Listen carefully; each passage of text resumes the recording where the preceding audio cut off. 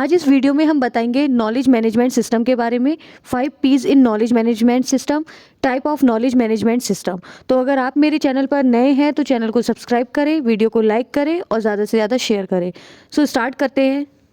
Knowledge management system, तो जो knowledge management system है किसी भी टाइप का आईटी सिस्टम है, यानी कि हम नॉलेज मैनेजमेंट सिस्टम को इंफॉर्मेशन टेक्नोलॉजी सिस्टम कह सकते हैं। ठीक है, तो इसका मतलब ये एक ऐसा सिस्टम है जिससे किसी भी इंफॉर्मेशन को कलेक्ट किया जाता है और उसको नॉलेज के रूप में मैनेज किया जाता है कि हमने क्या नॉलेज उससे कलेक्ट की, और जितनी भी अंडरस्टैंडिंग होती हैं, कोलैबोरेशंस होते हैं और जितने भी अलाइनमेंट प्रोसेस होते हैं उनको बेहतर बनाना ही नॉलेज मैनेजमेंट है। यह कह सकते हैं कि उनको स्टोर करके रखना, ठीक है, नॉलेज को, ये भी क्या है, नॉलेज मैनेजमेंट है। A knowledge management system is any kind of IT system that stores and रिट्राइव्स knowledge to improve understanding, collaboration and process alignment. Knowledge management system can exist within organization or teams, but they can also be used to center your knowledge base for your users or consumers.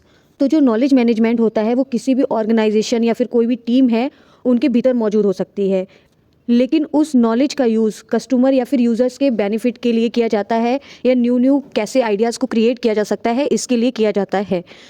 Knowledge management is focused on people and process, तो जो knowledge management होता है उसका focus किस पर रहता है, people पर और प्रोसेस पर। Knowledge management is creating, sharing, using and making knowledge, तो नॉलेज मैनेजमेंट के द्वारा नॉलेज को क्रिएट किया जाता है, शेयर किया जाता है, यूज़ किया जाता है और मैनेज किया जाता है, जिससे क्या होता है कि नॉलेज बढ़ती है किसी भी फील्ड में, एम्प्लॉयज़ की, किसी भी ऑर्गेनाइजेशन में, और इस पूरे ही मैनेजमेंट सिस्टम को ही नॉलेज मैनेजमेंट सिस्टम कहा जाता है। 5 Ps in knowledge management. First है हमारा पीपल, तो जो लोग होते हैं किसी भी ऑर्गेनाइजेशन में, अगर उनको उनके काम को लेके इन्फॉर्मेशन नहीं दी जाएगी और काम करने की उनको नॉलेज नहीं होगी तो वो उस काम को ठीक से नहीं कर पाएंगे। तो इसीलिए हर एक फील्ड की, हर एक लोगों के बीच में नॉलेज होना बहुत ही ज़रूरी है, जो नॉलेज मैनेजमेंट का ही एक पार्ट है। सेकेंड है हमारा प्रोसेस, तो प्रोसेस के बारे में भी नॉलेज होना बहुत ही ज़रूरी होता है ताकि उस काम को अच्छे से परफॉर्म किया जा सके। थर्ड है हमारा प्लेटफॉर्म्स, तो नॉलेज मैनेजमेंट के अंदर प्लेटफॉर्म्स का मतलब है कि किसी भी एम्प्लॉयज़ को एक क्राइटेरिया दे दिया जाता है और उसी क्राइटेरिया के अंदर उस एम्प्लॉय को परफॉर्म करना होता है। फोर्थ है पार्टनरशिप। पार्टनरशिप से मतलब है कि अगर कोई भी दो कंपनीज़ हैं आपस में टाइप कर रही है, या फिर वेंडर है, कंपनी का एम्प्लॉयज़ है जो आपस में टाइप कर रहे हैं, तो उनको फुली नॉलेज होनी चाहिए जिसके बारे में वो एक दूसरे से कॉन्टैक्ट कर रहे हैं। इसलिए पार्टनरशिप को इम्प्रूव करना भी एक नॉलेज मैनेजमेंट का ही पार्ट है। प्रॉब्लम सॉल्विंग, तो एम्प्लॉयज़ को किसी भी ऑर्गेनाइजेशन में, या अगर कोई टीम है तो टीम वर्क के लिए भी ये नॉलेज होना बहुत ज़रूरी है कि कैसे कोई प्रॉब्लम आने पर हम उसे सॉल्व करेंगे। तो ये 5 पीज नॉलेज मैनेजमेंट के अंदर बहुत ही इंपॉर्टेंट होते हैं किसी भी वर्क को परफॉर्म करने के लिए। 4 टाइप्स ऑफ नॉलेज मैनेजमेंट। तो फर्स्ट है हमारा information management. Information management concern that to the collect, manage, preserve, store and deliver information that all information to be available to the right people at the right time. तो information management का जो relation है knowledge management के साथ, वो ये है कि हम कैसे इंफॉर्मेशन को कलेक्ट कर सकते हैं, मैनेज कर सकते हैं, प्रिजर्व कर सकते हैं, स्टोर कर सकते हैं, या फिर एक दूसरे के बीच डिलीवर कर सकते हैं। तो इससे जानकारी सही समय पर और सही लोगों के बीच सही जगह पर अवेलेबल हो पाती है, जिससे क्या होता है कि लोगों की जो उस फील्ड में नॉलेज होती है जिसमें वो परफॉर्म कर रहे हैं वो इंक्रीज़ होती है। सेकेंड है हमारा knowledge sharing. Knowledge sharing refers to the process of exchanging information between people, teams और ऑर्गेनाइजेशन। दिस नॉलेज में be explicit which comes from documents और procedures to tacit meaning it was developed by experience. तो knowledge sharing का मतलब यहाँ पे knowledge को share करने से है, जो कि लोगों के बीच, टीमों के बीच या किसी भी ऑर्गेनाइजेशन के बीच जो भी इंफॉर्मेशन या डेटा होता है उसको एक्सचेंज करना या एक दूसरे से शेयर करना ही नॉलेज शेयरिंग है। तो जो डॉक्यूमेंटेशन होता है या फिर प्रोसेस या फिर टैक्सिट मतलब मौन रहने से जो भी इंफॉर्मेशन कलेक्ट होती है उसको नॉलेज के फॉर्म में एक्सप्लेन किया जा सकता है, means that is develop by experience. ठीक है, तो कह सकते हैं कि नॉलेज जो है वो हमारे एक्सपीरियंस से ही डेवलप होती है।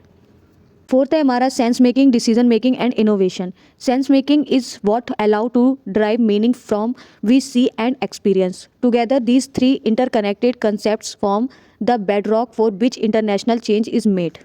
तो सेंस मेकिंग क्या है, अगर हम किसी भी चीज़ को देख रहे हैं या हम उसको फील कर रहे हैं तो उससे हमें कुछ मीनिंग रिसीव होता है कि ये क्या चीज़ है, तो उसको परमिशन देना ही हमारे माइंड को सेंस मेकिंग है, जो हमने सेंस किया। और साथ ही इसमें जितने भी इंटरकनेक्टेड कंसेप्ट होते हैं जो उस बेस पर डिज़ाइन किए जाते हैं जिसके लिए जानबूझकर चेंज किया जा रहा है, सो हम कह सकते हैं कि सेंस मेकिंग जो होती है वो लिटरली इन्वायरमेंट को समझने की कोशिश करती है, और जो सेंस डेटा होता है उसको तब तक अरेंज करती है जब तक कि इन्वायरमेंट से जो सेंस किया गया डाटा है वो समझ ना ले या फिर कोई भी डिसीजन लेने में सक्षम ना हो जाए। Decision making is the process of making choice by recognize the problem, gathering information about feasible solution and finalizing the best alternative.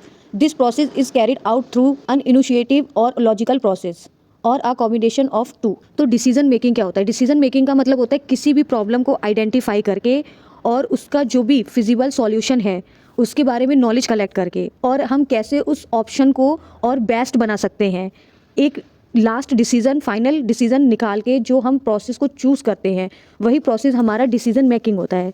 तो जो डिसीजन मेकिंग प्रोसेस है वो इनिशिएटिव और लॉजिकल प्रोसेस या फिर कह सकते हैं कि दो प्रोसेस के कॉम्बिनेशन के मीडियम से किया जाता है। Innovation is the process of bringing about new ideas, methods, products, services or solutions where they have not been used before। तो जो हमारा इनोवेशन है, इनोवेशन क्या है कि न्यू आइडियाज़ को क्रिएट करना, न्यू मेथड्स हो गए, प्रोडक्ट्स हो गए, सर्विस हो गई और सॉल्यूशन, इन सबको जो लाने का प्रोसेस है वो हमारा क्या है? इनोवेशन प्रोसेस है। तो इनोवेशन में हम ये सारी चीज़ें जो लाते हैं उनका पहले से कहीं पर भी यूज़ नहीं किया गया होता है, वो एकदम न्यू होती है। फोर्थ है हमारा agency and communityship. Agency means a business that provides a particular service. An agent is a being with the capacity to act and agency denotes the exercise or manifestation of this capacity। तो agency का मतलब एक ऐसे business से है जो एक particular service provide करता है। अगर हम इजी वे में बात करें तो किसी भी वर्क को परफॉर्म करने की जो कैपेसिटी होती है वो ह्यूमन के पास होती है, क्योंकि कोई भी ह्यूमन ही उस वर्क को परफॉर्म करते हैं। तो उस वर्क को परफॉर्म करना किसी भी ऑर्गेनाइजेशन के लिए, तो वो क्या हो गया? उसके लिए एजेंट हो गया। Communityship is a practice where community members take responsibility for that community's growth and development. They nurture positive relationship between themselves and other members of the community. Furthermore, they help develop positive relationship between other members. तो जो community होती है वो एक ऐसी practice है, एक ऐसा कल्चर है जहाँ कम्युनिटी के जो मेंबर्स होते हैं वो उस कम्युनिटी की ग्रोथ के लिए या फिर उसको डेवलप करने के लिए रिस्पॉन्सिबल होते हैं।